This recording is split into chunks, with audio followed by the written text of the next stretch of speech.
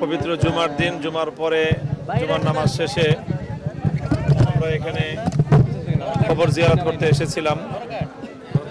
এখানে বাংলাদেশের শহীদ প্রেসিডেন্ট জিয়াউর রহমান বাংলাদেশের মানুষের প্রিয়তম একজন ব্যক্তিত্ব এবং তার পাশেই সদ্য সমাহিত শহীদ প্রেসিডেন্ট জিয়াউর রহমান সাহেবের সম্মানিত সহধর্মিণী, বাংলাদেশের 3 বারের নির্বাচিত প্রধানমন্ত্রী, বাংলাদেশের মাটি এবং মানুষ এবং আধিপত্যবাদের বিরুদ্ধে মাটি ও মানুষের পক্ষে একজন আমরণ সংগ্রামী মহিয়সী নারী বেগম খালেদা জিয়ার কবর জিয়ারত করলাম।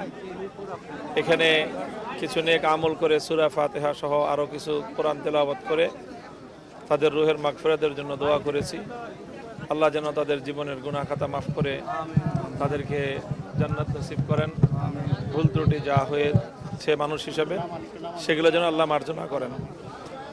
এই দোয়া করে আমরা কবর জিয়ারত করলাম। যারা এখানে আসতেছেন তাদের সকলের প্রতি আমাদের এটাই অনুরোধ যে এখানে কবরের জিয়ারতের ক্ষেত্রে ইসলামের যেই বিধান রয়েছে, কোরআন সুন্নাহর যে পদ্ধতি রয়েছে, সুন্নতের যে তরিকা রয়েছে, আমরা সেই সুন্নাহ পদ্ধতি সম্পর্কে জেনে সেইভাবে আমরা কবর জিয়ারত করব। কবরের দিকে হাত তুলে দোয়া না করা চাই, এতে মনে হয় যে মৃত ব্যক্তির কাছে কিছু চাওয়া হচ্ছে। এই জন্য ওলামা একরাম বলে থাকেন যে কেবলার দিকে মুখ করে হাত তুলে দোয়া করবে। আর এছাড়া যে কোনো নেক আমল করে কবরের কাছে এসে হোক, কবরের দূরে থেকে হোক, যে কোনো মুমিন মুসলমানের জন্য তাদের মাগফিরাত কামনা করে দোয়া করা যায়। আমি সকলকে অনুরোধ করব যে মুসলমানদের জন্য যে কোনো নারী বা পুরুষ মৃত যারা, তাদের মাগফিরাতের জন্য আমরা যখনই কোনো আমল করব, ঘরে বসে আমল করতে পারি, কবরের পাশে বসে দাঁড়িয়েও আমল করতে পারি। আমল করে সওয়াব পৌঁছানো, এটাই হলো তাদের সবচেয়ে বড় বিষয়, জরুরি বিষয়।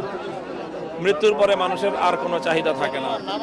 তাদের চাহিদা থাকে একটাই, যে তাদের জীবিত আপনজন, তাদের ভক্তবৃন্দ, তারা যেন মৃত ব্যক্তির জন্য নেক আমল করে তাদের জন্য যেন সওয়াব প্রেরণ করে। এটাই হবে তাদের জন্য সবচেয়ে বড় উপকার এবং এটাই হবে তাদের প্রতি সত্যিকার ভালোবাসা, সত্যিকার ভক্তির প্রমাণ।